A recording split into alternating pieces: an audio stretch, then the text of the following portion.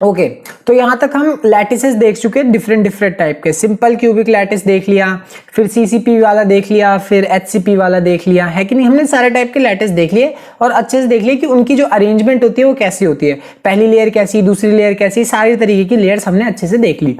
अब तुमने हर जगह एक चीज जरूर नोटिस करी होगी, वो चीज ये है कि कहीं ना कहीं जब हम एटम्स को लगा रहे हैं तो उनके बीच में कुछ खाली जगह रह जाती है, ठीक है। तो वो जो खाली जगह रह जाती है उसको हम बोलते हैं वॉइड्स। उनको हम खाली जगहों को क्या बोला जाता है, वॉइड्स बोलते हैं, ठीक है। अब ये वॉइड्स बहुत इंपॉर्टेंट है, अपने आप में ही बहुत ज्यादा इंपॉर्टेंट बात है। क्यों? देखो जो वॉइड्स होते हैं वो दो टाइप्स के होते हैं, ठीक है। पहला जो वॉइड है उसको हम बोलते हैं टेट्राहेड्रल वॉइड, और जो दूसरा वॉइड है उसको हम बोलते हैं ऑक्टाहेड्रल वॉइड, ठीक है। यानी जब भी हम एटम्स को एक के ऊपर एक लेयर लगाते हैं तो कहीं कहीं टेट्राहेड्रल वॉइड्स बनते हैं और कहीं कहीं ऑक्टाहेड्रल वॉइड्स। समझ में आया? नहीं आया ना? अभी अच्छे से समझ में आएगा कि कहां टेट्राहेड्रल वॉइड्स बनते हैं और कहां ऑक्टाहेड्रल वॉइड्स बनते हैं और दोनों हैं क्या। सबसे पहली बात तुम्हें ये समझ में आना चाहिए कि वॉइड्स क्या है, खाली जगह। तो खाली जगह होगी और उसी को हम वॉइड्स बोलते हैं। वो है दो टाइप्स के, टेट्राहेड्रल और ऑक्टाहेड्रल वॉइड्स। अब एक एक करके दोनों डिटेल में देखते हैं कि टेट्राहेड्रल वॉइड्स क्या है और ऑक्टाहेड्रल मतलब है क्या, कि कैसा दिखता है। बेसिकली टेट्राहेड्रल वॉइड्स कैसा दिखता है और ऑक्टाहेड्रल वॉइड्स कैसा दिखता है, ठीक है ना।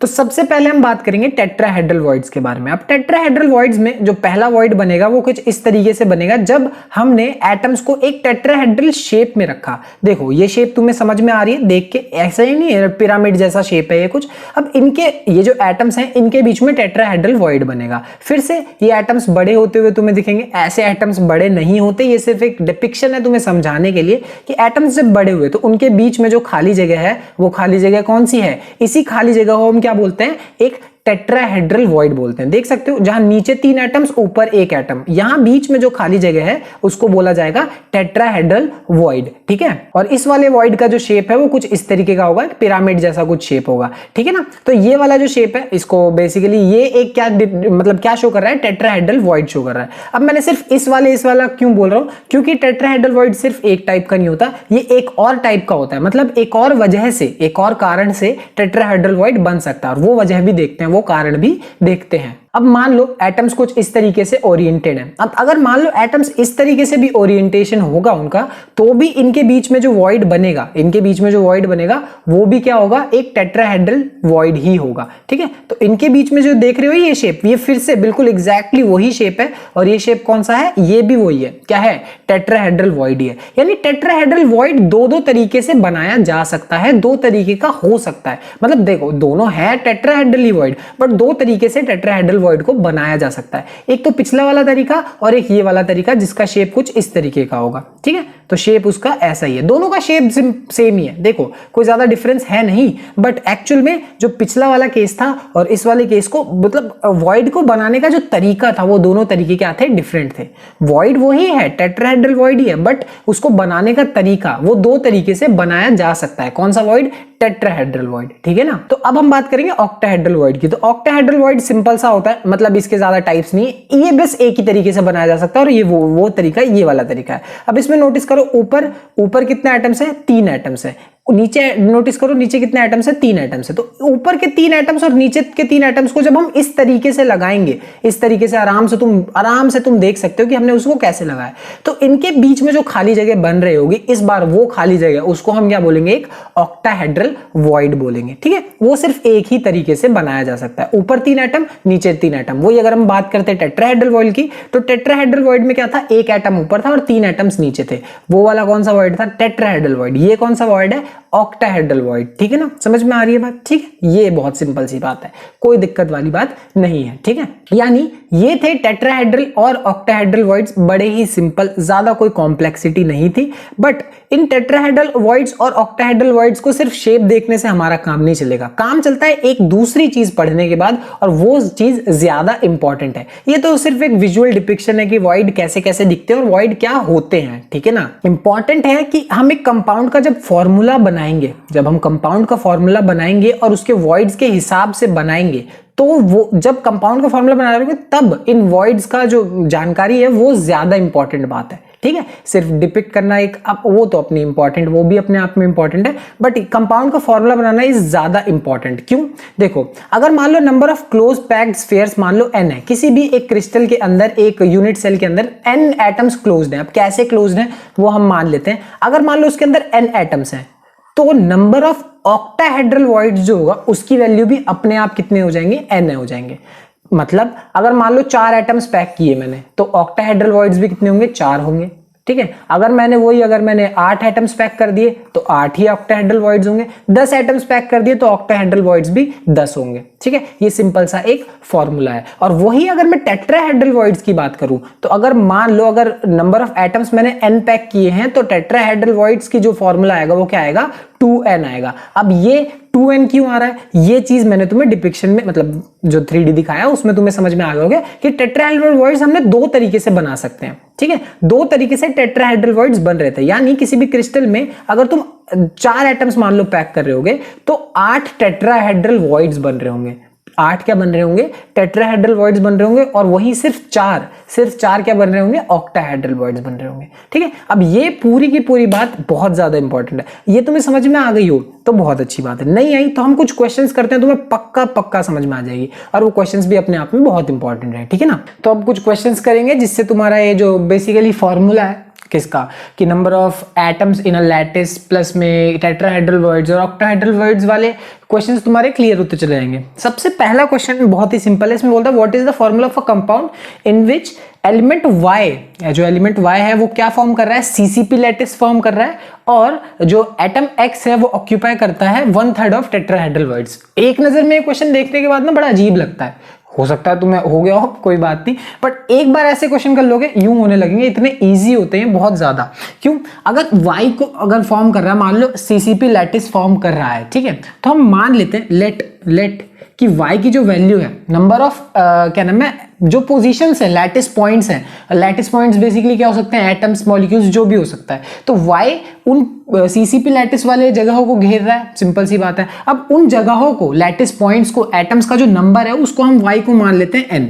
चलो हमने मान लिया कि y की वैल्यू है n, ठीक है ना, ठीक है। अब मान लिया, इससे क्या हुआ? अब इससे होगा ये कि अगर y CCP लैटिस लेता है तो x क्या ऑक्यूपाई कर रहा है? 1/3 ऑफ टेट्राहेड्रल वॉइड्स। अब तुम्हें मालूम है कि जो लैटिस पॉइंट्स होते हैं, अगर वो मान लो n है, वो मान लो कितने हैं? n है, तो टेट्राहेड्रल वॉइड्स कितने होते हैं? 2n होते हैं। और ऑक्टाहेड्रल कितने होते हैं? n होते हैं। खैर इस क्वेश्चन में इसकी जरूरत नहीं है, बट हाँ, अगर लैटिस पॉइंट्स या एटम्स n है तो टेट्राहेड्रल वॉइड्स कितने होते हैं? 2n होते हैं। सेम चीज, यानी अगर उसकी वैल्यू कितनी है? n है, एटम्स की, लैटिस पॉइंट्स की, और इस केस में वही चीज क्या है? y है। तो उसकी वैल्यू अगर n है तो x की वैल्यू कितनी है?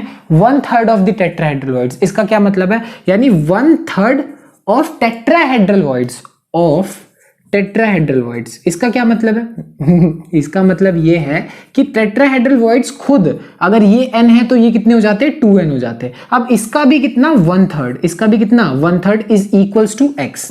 यानी x की वैल्यू क्या है? इसका भी 1/3 है। अब इसको सॉल्व करोगे तो कितना हो गया? ये 2/3n। सिंपल सी बात है। अब आगे बोला है कि क्या नाम है, what is the formula of a compound. मतलब तुमसे बोला है कि तुम्हें कंपाउंड का फॉर्मूला बताना है। बहुत ज्यादा इजी, बहुत सिंपल, बहुत इजी। कैसे? देखो, अगर क्या नाम है, अगर तुम्हें फॉर्मूला कंपाउंड का फॉर्मूला बताना है तो सिंपल सी बात है, रेशियो निकाल दो x का और y का, क्या निकाल दो? रेशियो निकाल दो।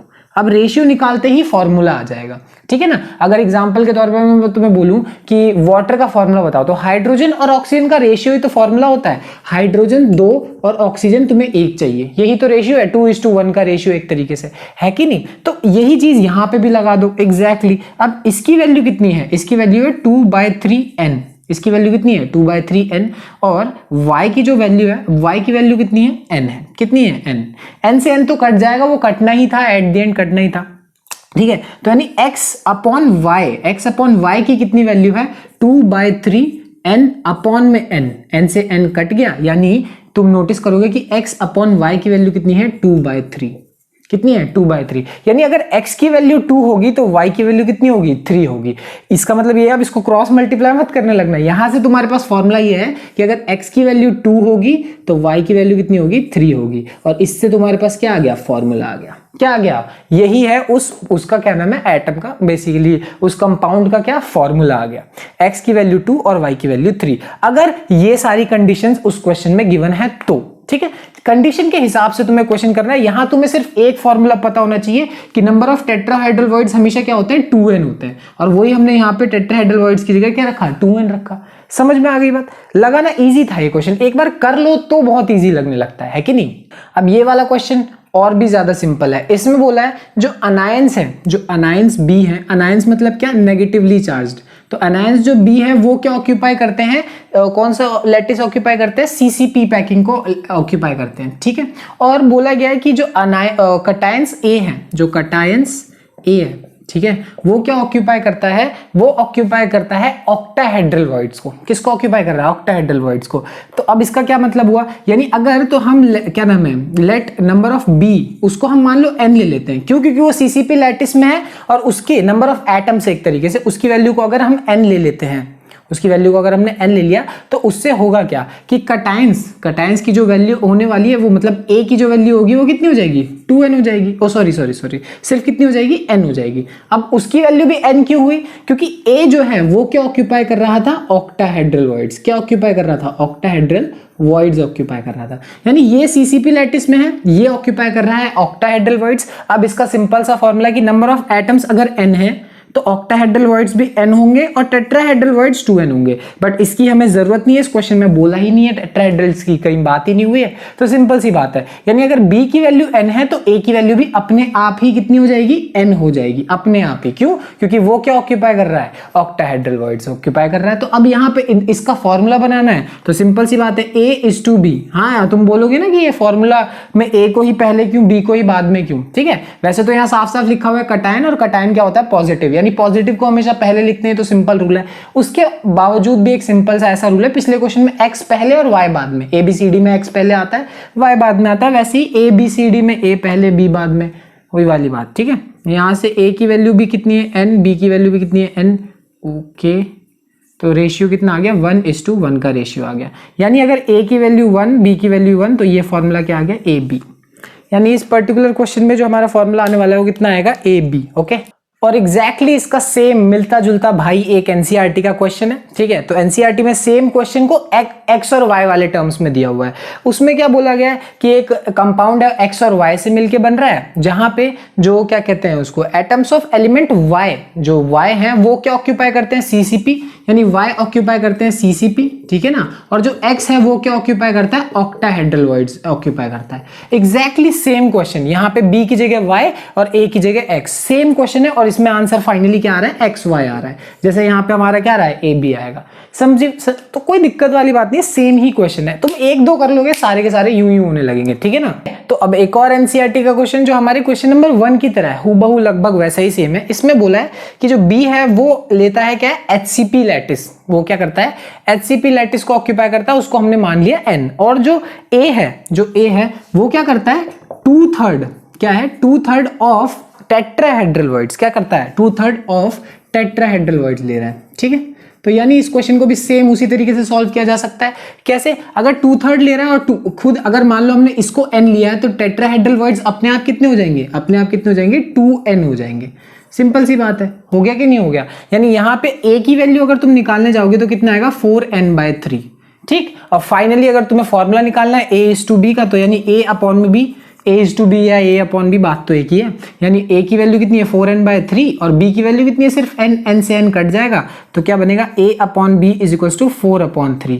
क्रॉस मल्टीप्लाई फिर से नहीं, मतलब a की वैल्यू अगर 4 होगी तो b की वैल्यू कितनी होगी, 3 होगी। इसका मतलब ये है एनसीईआरटी का क्वेश्चन, और बिल्कुल वही क्वेश्चन है जो हमने सबसे पहले वाले पार्ट में करा था।